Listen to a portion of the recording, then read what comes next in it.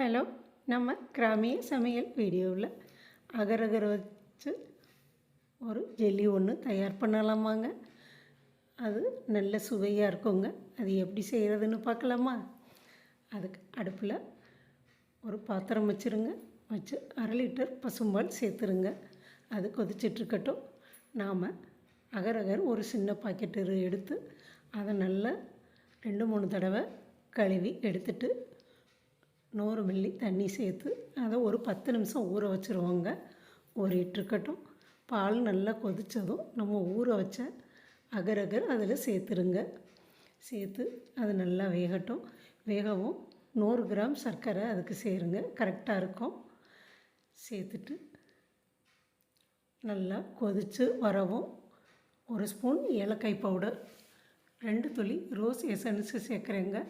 கொஞ்சம் கலராக இருந்தால் குழந்தைகள்லாம் விரும்பி சாப்பிடுவாங்க. அடுப்பை ஆஃப் பண்ணிவிட்டு ஒரு பிஞ்சு உப்பு சேர்த்து நல்லா கலந்து விட்டுருங்க.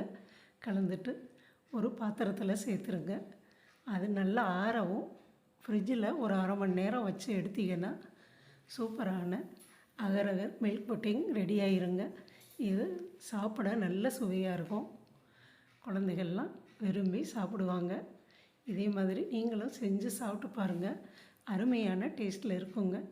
நம்ம கிராமிய சமையல் வீடியோவை இதுவரை சப்ஸ்கிரைப் பண்ணாமல் இருந்தீங்கன்னா சப்ஸ்கிரைப் பண்ணிடுங்க. நன்றி, வணக்கம். பாருங்கள், நல்லா ஆறவும் உள்ளே வச்சு எடுத்ததும் சூப்பராக இருக்குல்ல. நன்றி, வணக்கம்.